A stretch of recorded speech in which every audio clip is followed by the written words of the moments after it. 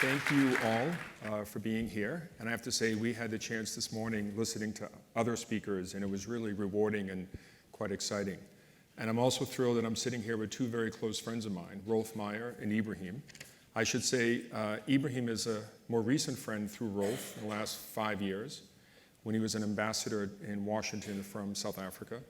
And Rolf and I have known each other for 25 years. Just actually before the official elections where Nelson Mandela and the ANC took power in 1994. And I'll mention a bit about how I got to know Rolf. But let me just say, so we can get into a conversation. So Beyond Conflict was started 25 years ago in the transitions in Central and Eastern Europe on a pretty basic, I would like to think humbling, but I think important insight, that there is shared human experience around the world. To me then, it wasn't rocket science, it was pretty basic, but there were a lot of people here in the United States and elsewhere who thought people can't learn from the experience of others. There really is no cross-cultural learning, that everybody's experience is unique and different. And then you would hear from people who had lived under repression or conflict, who for a different set of reasons would also think they couldn't learn from the experience of others. Because when you live under violence or repression, and you don't have to live in South Africa or Northern Ireland to experience this. You could live anywhere in our communities. That if you become a victim, you think your situation is unique. That nobody can understand your suffering. And therefore you can't learn from, or that others can't connect to what you've gone through. And I often have said that over these 25 years, we're like a big support group on wheels. We bring in people like Rolf and Ibrahim, who have been once really bitter enemies, who have struggled with change. We believe that change is possible, but being very human and pragmatic, we know it's not easy. You know, we're sort of wired for homeostasis as a species. But at the same time, change does happen. And we can see it in the ending of apartheid and all the other countries that both Rolf and Ibrahim, with us and with others, have brought that experience. So for these 25 years, we have been bringing from South Africa and dozens of countries around the world, leaders at different levels who have been former enemies and became friends.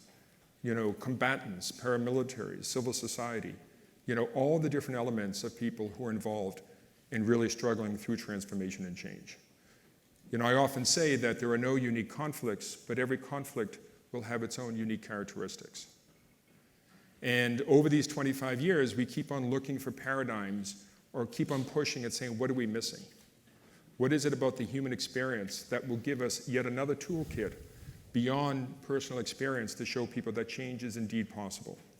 More recently, we've been working with behavioral scientists at MIT and elsewhere to sort of bring out of not only behavioral science, but evolutionary biology, what is it to be human? How do we think? And we're now at the stage where we're bringing that together with this direct shared experience to try to reframe how we think about these fundamental challenges.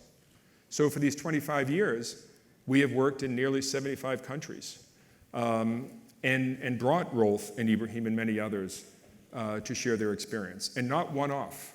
I think in Northern Ireland, we did 30 initiatives over a decade. We more recently worked in Bahrain. We worked in the Basque conflict and many others. And the same with Ibrahim, working on Cuba and the opening in Cuba. And we keep on looking. And over the last few years, I've been hearing from Rolf and Ibrahim, even before this recent election, you need to start focusing on your own country. There are some profound challenges and things that we have seen from our own experience that we see happening in the United States. And I remember thinking, well, at some point we probably will have to do something. And now we're here at this stage. And I don't mean literally at this stage, I guess both figuratively and literally on this stage, and at this stage as a nation. And I often say that maybe the last 25 years of my experience has been to prepare me with my friends and networks to bring it home to the United States. What is the nature of division? What is the nature of dehumanization? What is the nature of fear? But also, what is the nature of hope and change? What is it when you humanize the other? What is it to really connect with another person in the midst of horrible, horrible repression or a system like apartheid? Eric mentioned that Rolf, was a privileged son of Afrikaner South Africa. And Rolf will talk a bit about how he recognized the need for change. And so with that, and we're going to have a bit of a conversation, I'm going to first go to Rolf. And maybe Rolf, initially, when you were telling me, this was years ago, I see things happening in your country that concern me. Maybe you might want to say a few words. Well, thank you very much. It's a great opportunity to be here. And thank you to the organizers who have invited us to travel all the way from South Africa. I think, as you have heard from Eric, well, let me take one step back. Our discussion is about change at the personal level and change at the public level. And as you've heard from Eric, I was born into apartheid. It was not by choice, but that is how it happened to be when I was born. South Africa was under apartheid rule at that stage, and it was like that for almost 300 years by then. And the question was, at what stage in my personal observation would it have been possible to make or to start a process of change? Now, I can recall that the first real observations I made, and let me take one step again back to say, I was a student leader when I was at university, Afrikaans student leader. If I look back at the pronouncements I made at that stage, this was late 1960s, early 1970s, I'm ashamed for what I said, because that was my firm belief. But looking back at it, I can't believe that that was my belief. Now, by the mid-70s, I think my own process of change started, and I started to observe in my own mind that what we have on a law book in South Africa is just unacceptable, prescribing the way in which black people should live. And by the way, he is for all practical purposes also black. That is how the laws described people of colored orientation in South Africa. And so at that stage, when I was a young lawyer in the mid-1970s, this thing at the back of my mind was starting to get at me, and I had to respond. I nevertheless went into politics as a member of the national apartheid government or party at the time. Later on, I became a deputy minister and deputy minister of police, inter alia. That was at the time that he was a real troublemaker. Still is. Instigator is the word. Instigator. So he was put in jail like many others in South Africa. We had a state of emergency at that time, a national state of emergency. Actually, that lasted for 5 years. I was part of that period, deputy minister of police. But like Eric was referring to it, it was also during that period that my own conviction started to speed up in terms of change. And the fact that I had to expose myself, my own experience, to what was going on in the real life of black people in South Africa, through that responsibility that I had to exercise, I think helped me to force me to make this change, to take the leap, to change from a person that came from this apartheid background to somebody who's on the other side of the political persuasion. And we don't have the time now to talk more about that, but in the end, I described it as a paradigm shift that I went through. And what I know about that is it's not something that you can really only intellectually adopt, that paradigm shift. It has to come from here as well. And that is why I enjoyed so much listening to Stephanie this morning, because I found links with what she had said this morning and describing her thinking about this.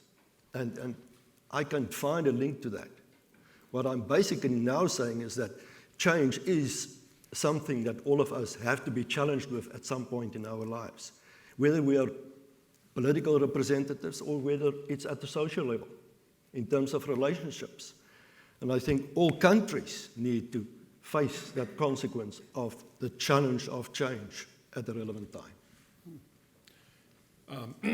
Instigator, Ibrahim, would you say a few things about what you are seeing happening here in this country, but also from your own experience in South Africa, and what are the challenges there you see as well? Yeah, no, thank you very much. And I want to really say that one thing I hold against Rolf, more than him overseeing my period in prison was the fact that I was supposed to get married in 1987, but I was still in prison then. So I should be married for 30 years now, but I'm only married for 29 years. So I lost a year of my life. No love lost. No love lost. But the fact of the matter is that I came here in 2010. That was the time when Barack Obama was president. We had been attuned, for example, in South Africa, to really detect levels of disrespect, levels of racism. And I found the ease with which news presenters could speak about former President Bush and Barack Obama. And we saw the early signs of that kind of disrespect. I thought that that was a recipe for eventual trouble because it speaks about someone who may have been tolerated but not always accepted. And we saw ways in which I think he almost received a hospital pass. It was a safe pass to send him into the White House at a time of profound crisis within this country that was, in a sense, generating what I think happened in 2016. And reflecting on our time in South Africa, I thought that there were pockets of victims, pockets of resistance in the United States. Things were happening to Muslims. Things were happening to African Americans by the police. Things were happening, deportations of Hispanics. Things were happening to the LGBT. Things were happening, but every group was wallowing in their own victimhood, monopolizing victimhood, having competitions, Olympics, about who was the greatest victim of America. And the lesson we learned in South Africa was that unless we came together, we would not be able to stand up to what was happening. And the more we don't mainstream that resistance, take the center stage of our society and take the battle, in figurative terms, to the National Party, we would not be able to defeat what is ultimately the enemy of all bigotries, rather than tackle individual bigotries. That was our favorite cherry-picked bigotry. And so I think that that still is elusive as I look at the United States. That I don't think that Black Lives Matter, the Muslims, the Hispanic National Council, this, that, and the other, the LGBT, are finding those points of connection in the same way that I think we found it. The second thing is that we refused in South Africa to personalize our enemies. Mandela always taught us that our enemy was a system, even if it was represented by hateful figures. We refused to become what we hated, makers of caricatures. And so I see the mistake about turning Trump into the big caricature and missing the systemic things in our society. We went for the system and not the people, and that's why Rolf and I can be friends today, because we were taught not to hate the individuals who carry out certain things, but to aim our fire at the system, at the systemic, policy, legislative things that needed to be fought. And I think that, as a bit of an advice, that's something that I think the United States citizenry should be able to look. Don't get caught.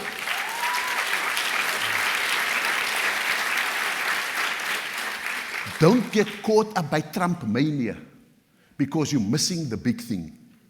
Hateful as he is, in my opinion.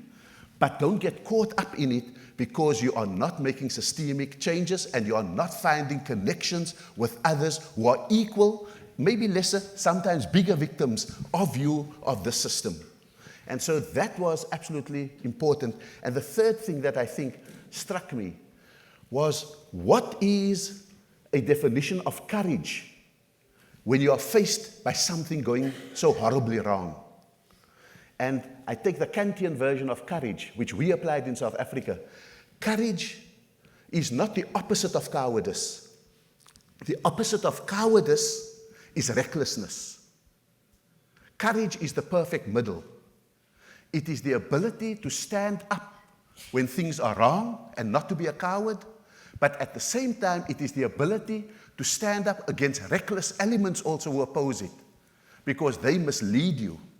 And therefore, that becomes the important thing, and that is what kept the anti-apartheid struggle, a struggle that was always in the middle, never going to the extremes, never dehumanizing ourselves and others, and always looking for the human connections with others. I believe this is the moment in the United States of America that you need to discover your own points of courage, your own connections, your own coalitions, and to transcend your own victimhood, and to not fall into Trump mania, because that is the ultimate distraction that I think that you are facing.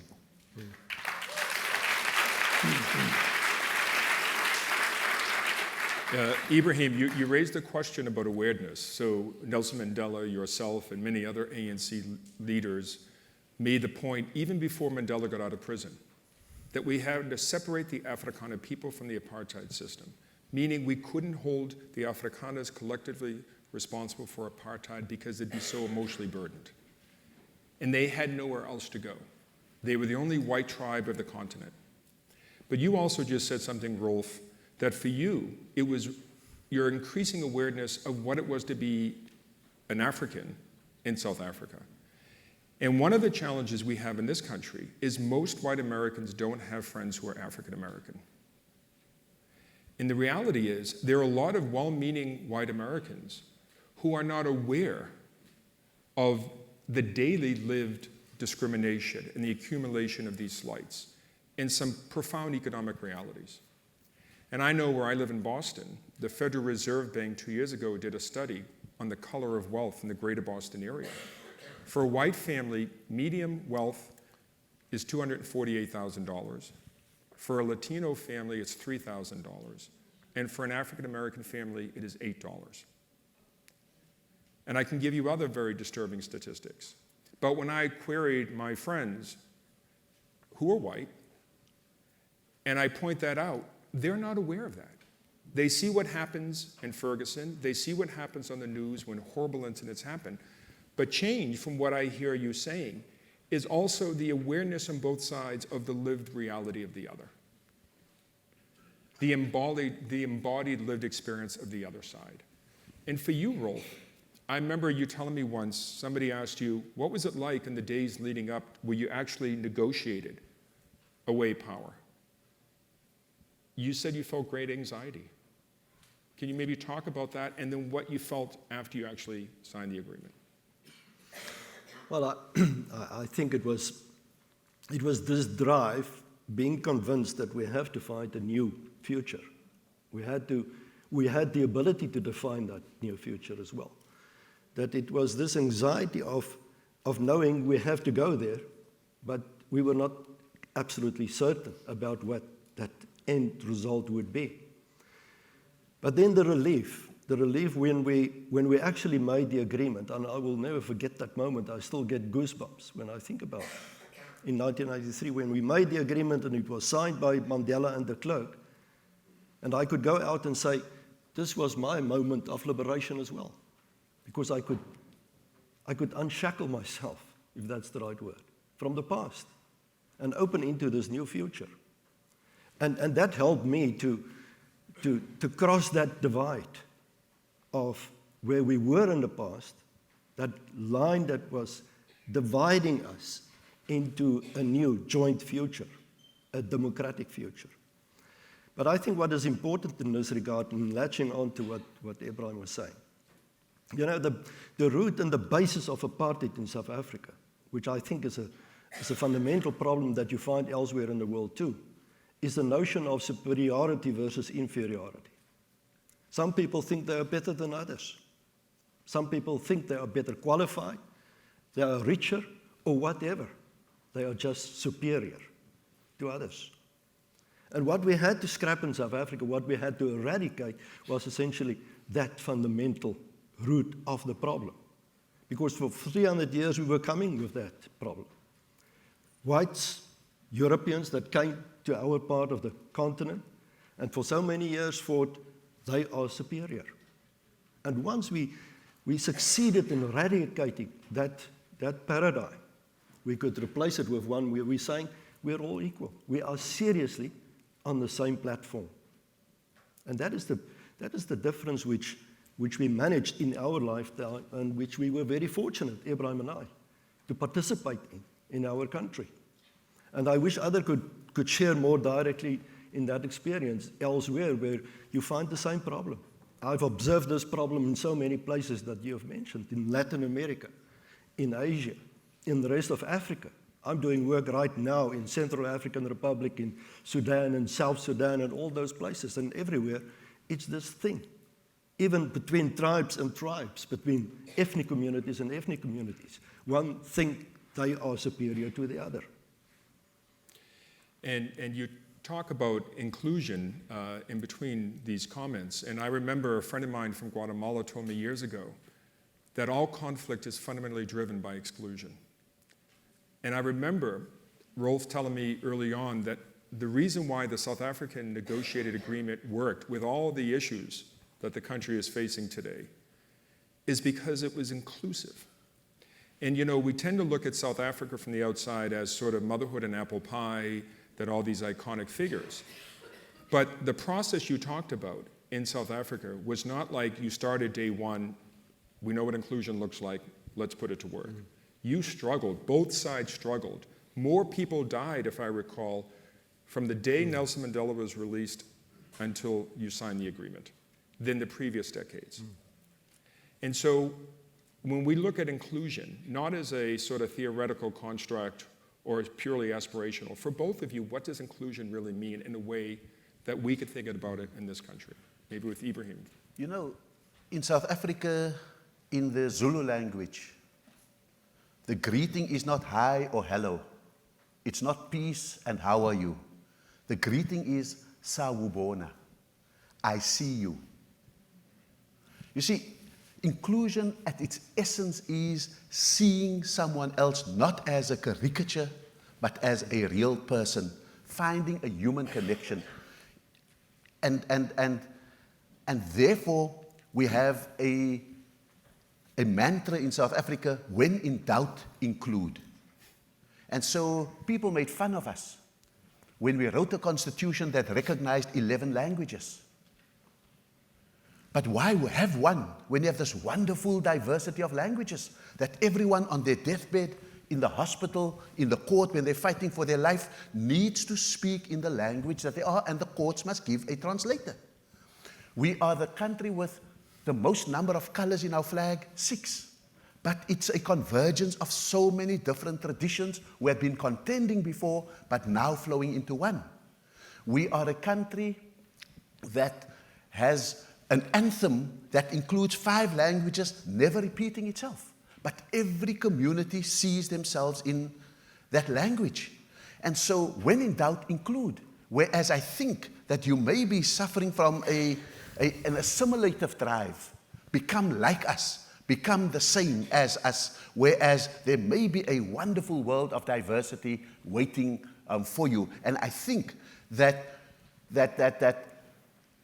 when you have that kind of inclusiveness, you have this cacophony of debate and argumentation where the media and the people and civil society and the sermons at mosques and churches all speak today about how bad our president is. And no one goes to jail because it's part of the fundamental inclusion. If you can include on the smaller levels, you can include on the fundamental levels that are there. And I think that that's what it really means, and it comes back to this notion of seeing each other. So that identity politics never become the domain of the scoundrels. Because scoundrels retreat into identity politics when they see these fissures of exclusion.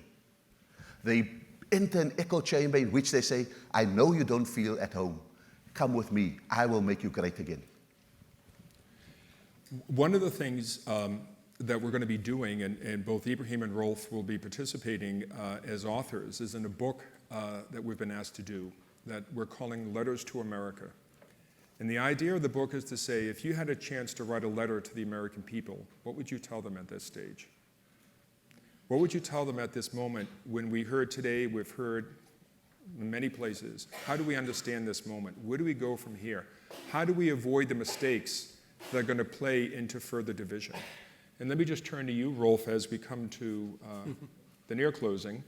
What would you as you begin to write your chapter in your letter, what would you say? I came to your country the first time in 1982, long before the birth of some of you. But there was something that I took away from that message, from that visit. That was almost a prescription for me going back to South Africa at the time of apartheid, etc. And that was that this is a country, and by the way, 1982 was during the time of Reagan, if I remember correctly. But what I observed, and I had the opportunity to travel abroad on a broad basis through the country and learn lots of people, came to know lots of people, and observed deeply what was going on in American society at that stage. And I took away this message, and that was, this is a practicing democracy. And what I would like to put in my letter is, go back to those roots of your existence. I read a lot about how this democracy came about. I'm an admirer of Jefferson forever, and others who were the founding spiritual and other founders of your nation. What is in your constitution from the beginning was for us something to follow. And my problem today is I don't see it. I don't see what is happening, like Abraham is saying. What is happening currently here is not an example for us. We have a bad example right now back in South Africa. But I can't look up to the US to say, that is better. I'm sorry to say, but that is the message that we have to convey. Let's go back to those fundamentals that can help your society and our society, and the whole world for that matter. I was asked in South Africa, what do I think of Trump? And I said, well, America was asleep and Trump is the alarm clock. And I would urge you, make the next election not an election of candidates, but a referendum of who you are, what you stand for, where you are going to, what you see for the world and what you see for yourselves. Make that, never mind who the candidates are, make that the fundamental question you are answering. I would go further and say that as the United States, I have heard US leaders quote their constitution like Osama bin Laden quoted the Quran.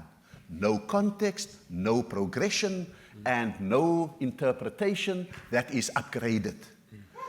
Jefferson wrote to James Madison when he was drafting the Constitution, and he said, remember, when you draft any law or constitution, make sure that it can be updated every 19 years, because in that period, the majority who approved it have died, and a new majority has emerged, and therefore the right to bear arms and all of those kind of things are anachronisms. It's an app that is waiting to be upgraded.